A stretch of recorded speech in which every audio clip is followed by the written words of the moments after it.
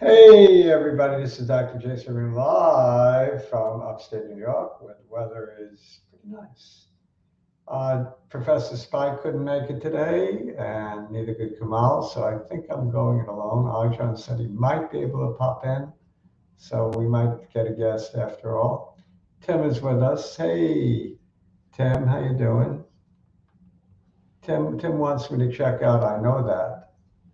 How do I know that? Because I know that. Let me put that up.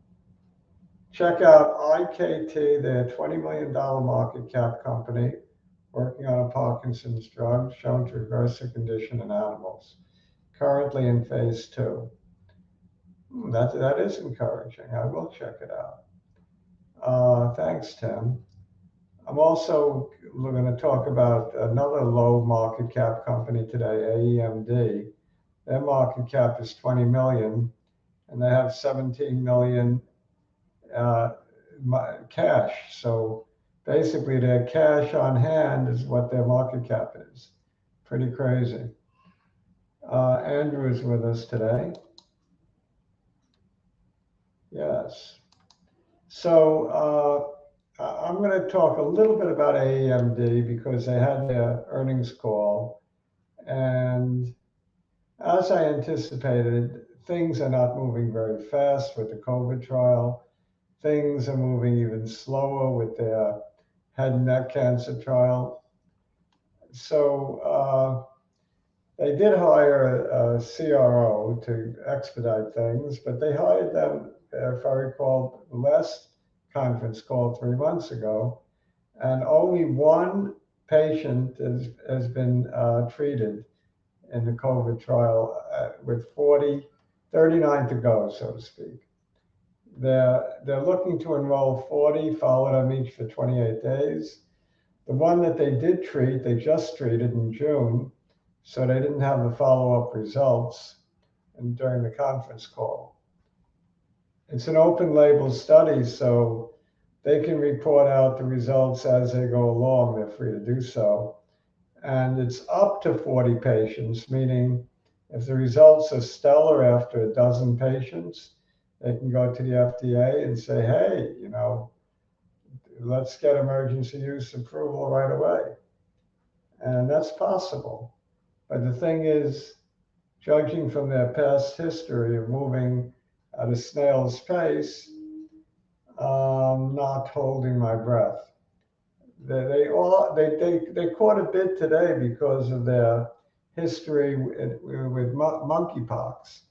They actually they actually worked with monkeypox a few years back, and they showed a great efficacy with the hemo purifier.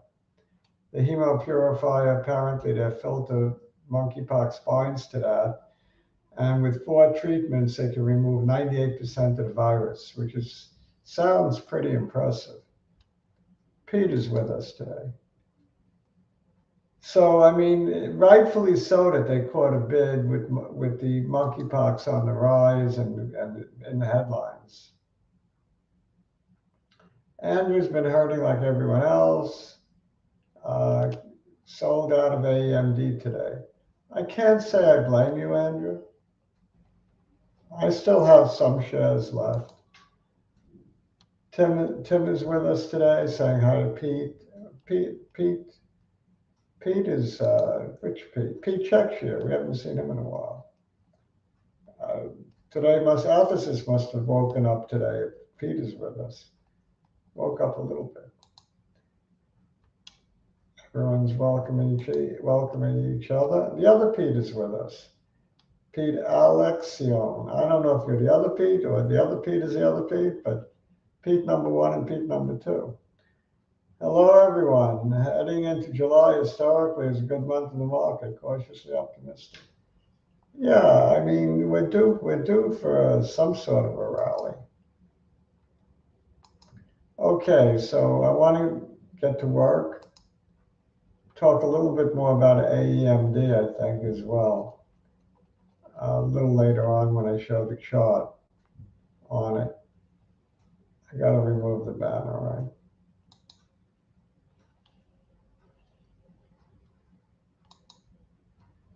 The spiders didn't do anything today. Remember I said yesterday that I thought it would drop down to to fill the gap here at 378.06.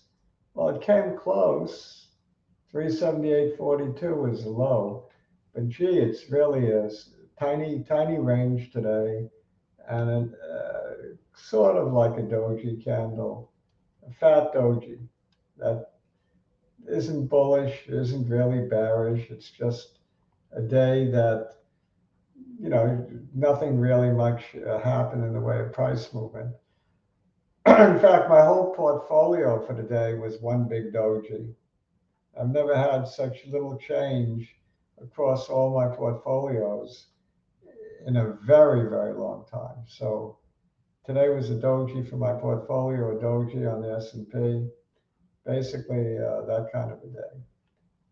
But there was some movement like AEMD, had a run intraday. I suppose Andrew got out during that run. Let's take a look at the run that AEMD had. So all I can say about the spiders is I still think it will fill that gap and then maybe go down a little bit more and start rallying again towards that 50 at 402. SPY 402 is where I think it pauses.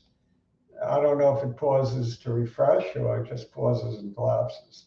But I think we get a critical moment at 401.50, something like that.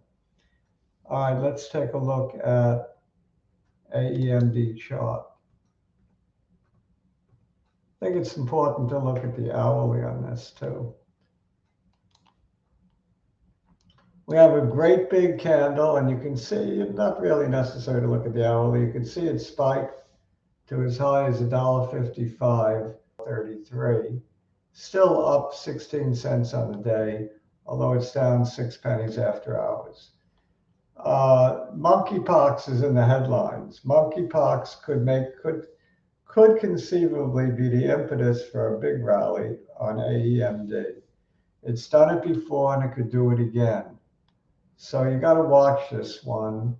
Jump aboard if it looks like it's gaining Momo, because this, in my opinion, because this one has a history of popping. It couldn't do it lately for COVID. The COVID trial, so far, in my mind, has been a disappointment. Head and neck trial so far has been a disappointment. Of course, you don't know what the future is going to bring. The 17 million that they have in cash is more than enough to get them through the year, apparently, and through the trials.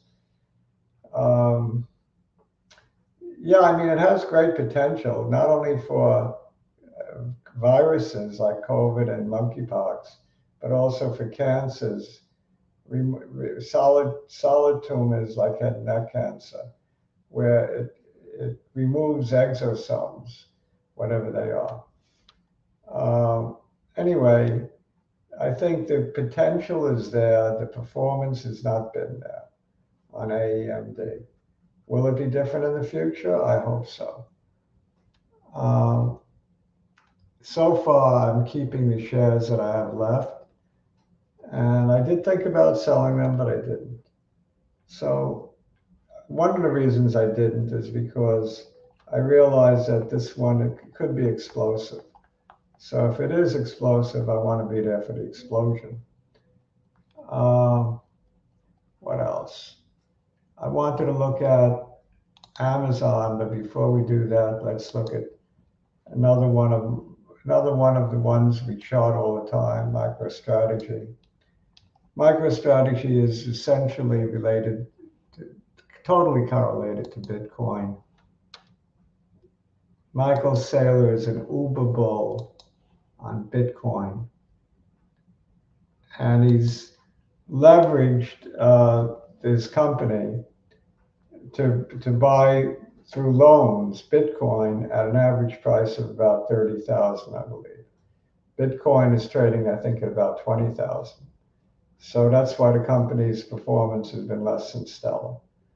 It went down from 900 to 120, so 100 something, 129 maybe. Let's see what the low was.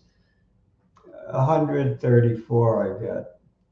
So it went down quite a bit. Now they're trying to launch a rally. It went over 200 the other day. Now it's back to like 180. We have it looks like an inside day, bearish inside day, but I don't put much stock in that. We have a double bottom at the 130 mark. I think it's possible if Bitcoin collapses that this will go below 100. If Bitcoin goes to what we looked at, 14,700, this stock will be trading probably around 100 or lower. So there's risk here, but there's also potential, great potential. If Bitcoin doubles, this will probably triple. So there's tremendous potential. And the chart is, it's nothing to get excited about, but it does look like we have a double bottom in here. So we have some kind of fallback position at around 140, whatever it was, 134. Okay, let's take a look at which did I want to look at now? What do I have up here? I looked at AMD. All right. Let's look at Amazon. Amazon was a winner today, but not as big a winner as I would have liked. It was up $1.52, 1.42% to 108.92. And the candle is it's a weak green candle. Actually, I think it might have made a lower low than yesterday. The low of the day, 106.91. Yesterday's low, 107.04. So we made a lower low than yesterday, even though we finished the day up from the close yesterday. So it's a weak kind of an up candle. Nothing to get too excited about on Amazon. But again, I think we found the bottom at the $100, $101 level. So, that I can repeat myself over and over again. And I might as well, because every time I chart it, I'm looking at that horizontal line, right at about 100. 101.26. I believe that to be the low. And as long as I believe that to be the low, there's nothing wrong with buying. But if it goes below that, then I'm wrong. But I do believe it to be the low. I think it's possible Amazon could have bottomed even though the S&P didn't. So that's possible. It happens with market leaders. Apple is another one that I expect will bottom before the rest of the market. And today it was up like Amazon, 1.3%. And the chart is very similar to Amazon in that it made a lower low than yesterday, but closed up on the day by a little bit. And similar to Amazon, I believe we probably have a bottom here. I like the two tech leaders, Amazon and Apple. I've been nibbling on both. I think that, if you're going to nibble on anything, you might as well nibble on a piece of the apple with a double bottom with a support at around 129. And we're at 139 now, so we have a little cushion.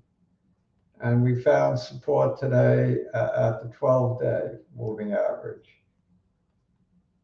I like Apple, I like Amazon, I like NVIDIA. Did we chart NVIDIA the other day? I think we did. Let's take a look at NVIDIA today.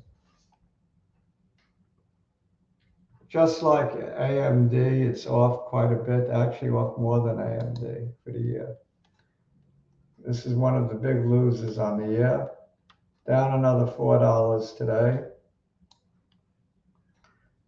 This actually, did it make a new low today? It made a low at 151.70. That might be a new low. Let's draw that. That we don't like.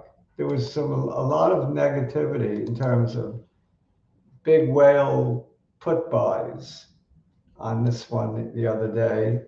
I said I kind of discount that, but at this point, maybe not because it did make a new low, and that's not good. So we got to watch this one. If it makes another new low, probably will get down to about 140, where it's probably nibble territory. It's probably nibble territory right now.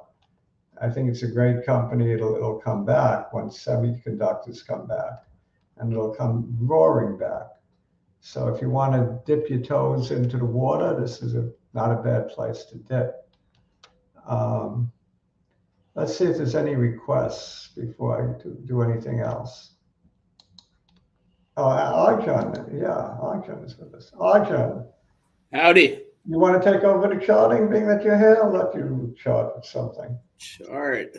whatever Yeah, you want. what have we looked at? I haven't been here in a while. I've been out of the loop. Well, we've been looking at some of the bios. AEMD I just looked at today because monkeypox is in play.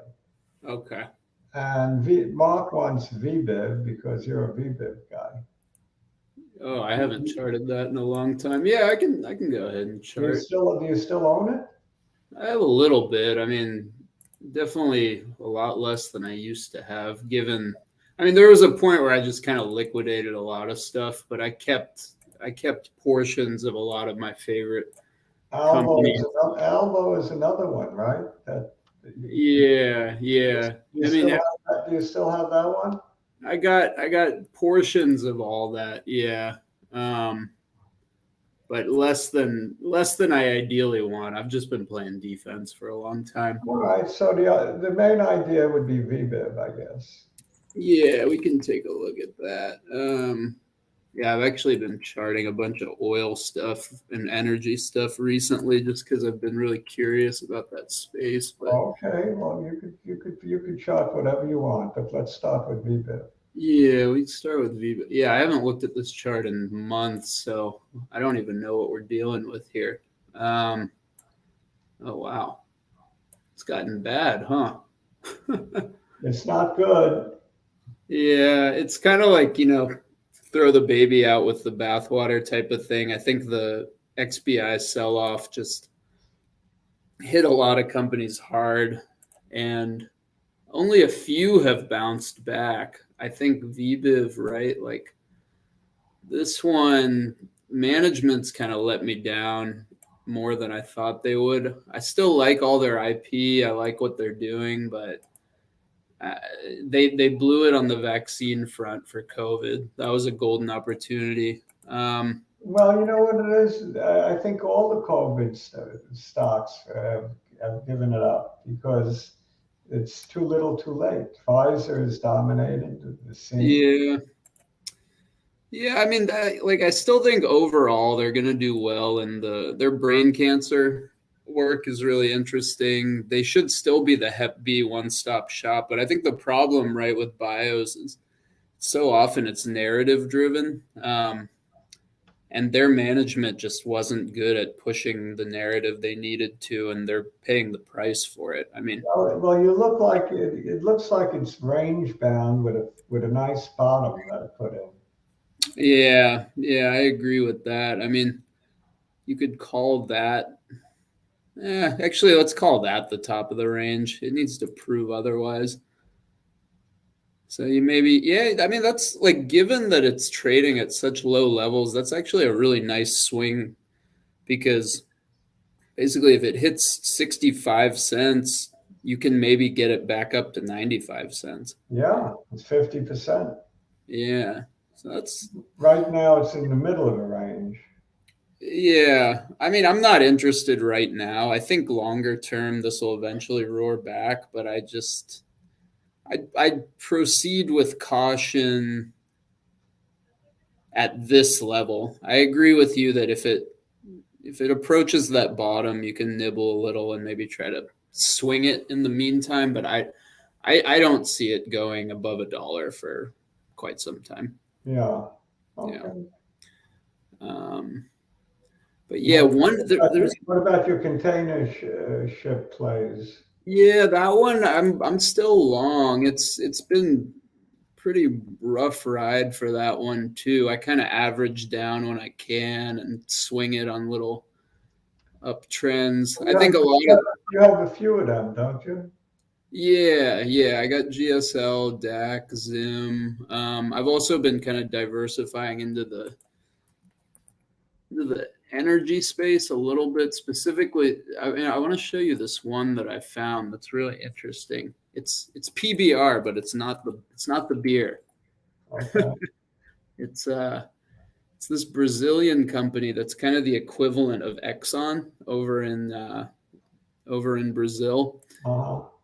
and they've been a really interesting company because what I've noticed with them is their yield that they're paying out via dividend has been approaching the 40 to 50% mark. They've paid out almost $2 in the last 90 days. Wow.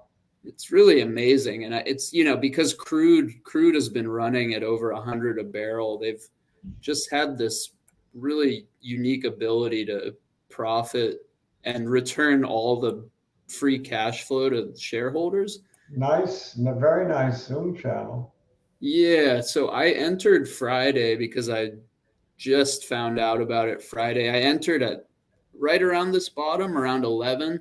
So I caught the bottom. I was a little lucky. I took a risk because it could have broken that channel, but it bounced up above it. It's And always nice to buy right as it hits that bottom of the channel, and if it goes through it, you just sell quickly. exactly, yeah, I put a very tight stop. I basically said if it went below 1074, I was out. Um, but yeah, I like plays like that. yeah, and it's been a good week for this one. I think oil is going to be choppy going forward. I think it's going to be range bound, but what I do think the market will eventually have to realize is that 100 a barrel, that might be the new normal we just have to deal with due to um, supply issues that even predated this Russia situation. I think I think inventories. the short to intermediate term, we're probably going to average around 120 to 125 a barrel. Yeah, I think I agree with you there because I've basically this company. The reason I'm so interested in this one is if you look at where it was trading before COVID, it was trading in this upper range, 13 to 16. And this is when crude oil was 65 a barrel. Now we're in this world where they've been selling at 100 to 120 for weeks now. So, and they haven't, I've looked into it, they haven't changed their shares outstanding. They haven't changed anything. So, Well, if all I saw was the graph of the Zoom channel, that would be enough. yeah. So this one's an interesting one that I'm in. I want It's 15. also like you point out of going back a firm top, right, right, right about where it hit recently. Yeah. Yeah. And I mean, on this date, that was the ex dividend date where they paid out a dollar 75 basically for the last couple months. So even if you had bought here in the 13 range and you didn't sell up here, you got $1.75 cash. And it's just really interesting play that I've started to buy into. Just something different because And what's the symbol? PBR? yeah. So crack a PBR open and buy some PBR. Okay. And Um, in our opinion, of course, our opinions are strictly our own and do not constitute investment advice. Check with an advisor before acting. And if you like us, or even if you're not sure if you like us, subscribe anyway. yep. When in Yeah. doubt, hit the subscribe button. Yeah, and here's kind of I'll do one more on oil while we're on this topic. I mean, I think the reason I think we're in this new normal, one is because of the fundamentals that I mentioned, but two, if you look like between 2011 to about 2014, we were up in this range, establishing a really nice range, and it stopped right at this high from 2008. And I just have this feeling that we're not going to see, in my opinion, much below like 93.65, call it, for a long time. I think it's going to chop. I agree. I would think we're going to average about a buck and a quarter Yeah. next 6 to 8 months.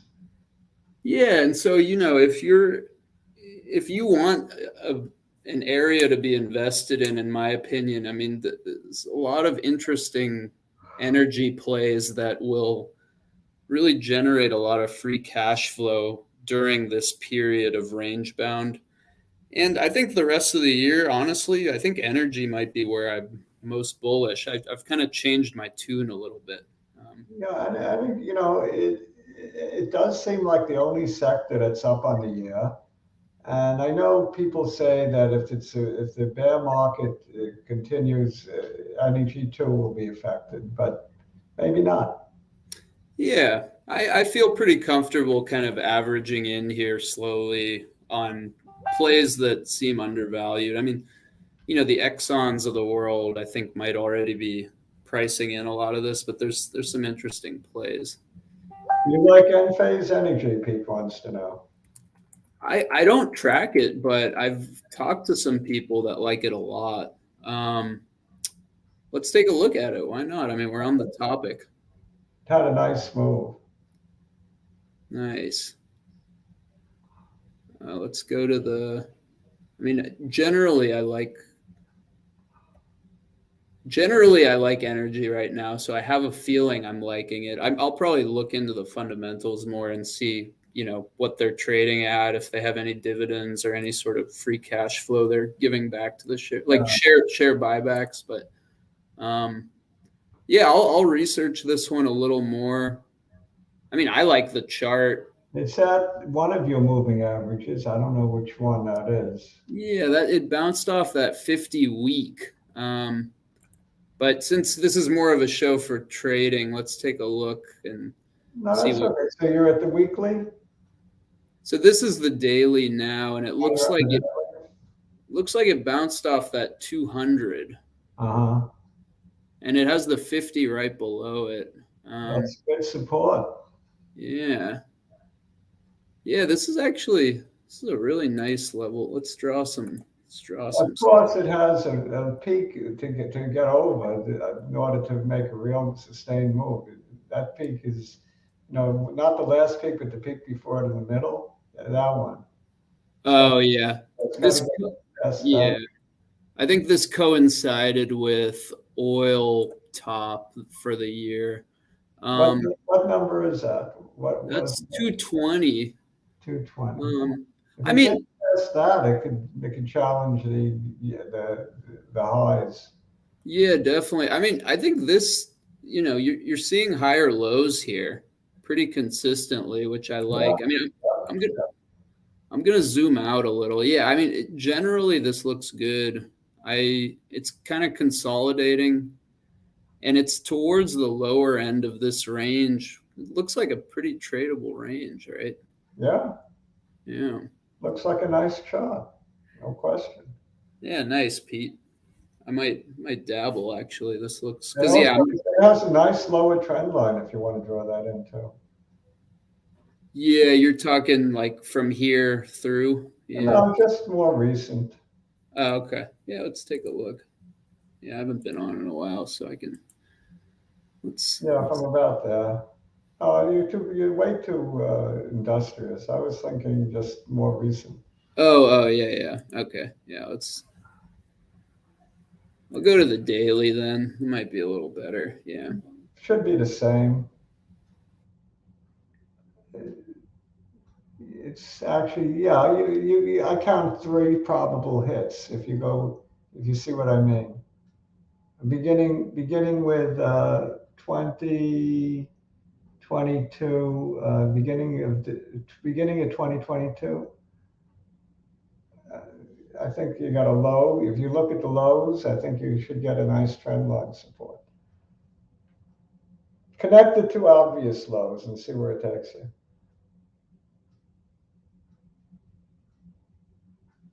You see what I'm saying?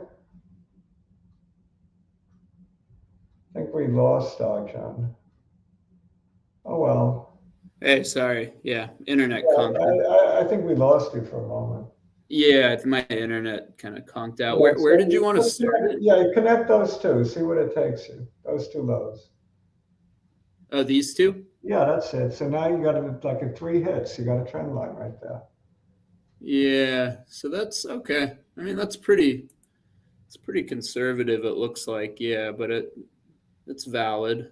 Yeah. Um, so yeah, if we made another low, I guess that would be a point where it'd Yeah, be a higher low, like right. 140. That you should get support right at that trend line if there's a sell-off.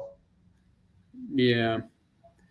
And I think there may be in the very short run, just because I think there's going to be headlines about demand going down due to potential recession, but I think in the medium term, I think these energy companies are going to be feasting on a much higher baseline profit level than they have been in the past. So, if you're trading way up here before and your fundamentals are better now, why not ramp back up to get to the Let's end the show with a global call. Andrew wants to know, Arjun, are you still bullish on the market before we go down again?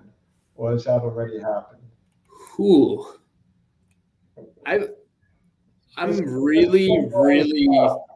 I'm really at a crossroads right now. I don't know. The thing, yeah, to end the show, the reason I don't think we've seen the bottom is the VIX. I just have this theory that we can't bottom until it goes above 40. I think we need to see capitulation. Um, and we haven't yet. I don't know what's going to happen in the short term. I think it's at a very kind of iffy spot. I wouldn't really be long in a meaningful way or short in a meaningful way, but I do think we need that capitulation day where we see some sort of huge pop here and mass liquidation, and then we can call a bottom. But it's just a guess. I mean, You know me, I always have an opinion as to the direction of the market, but now I don't. yeah, SPY has me totally buffaloed. I think that most smart people I've talked to, they don't know what's going to happen in the short run. All right, so that's been it for today. Thanks for joining us, Arjan. Good to see you. I know you've been very busy. So thanks again for coming and giving us your keen perspective on oil, energy, VBIV, and other things. How's Yes, everything? yes. How's everything else? Everything good? Everything's good. Yeah, just Okay, wedding planning is ramping up. that's good. Yeah, but I think that's good. it's not bad. Yeah. All right. So thanks for everyone for coming. Marco, Pete and Pete, Andrew, Tim, everybody who showed up today. Thanks a lot for coming. See you all tomorrow. Arjun, thanks for pinch hitting today. Ciao. Yeah. Ciao.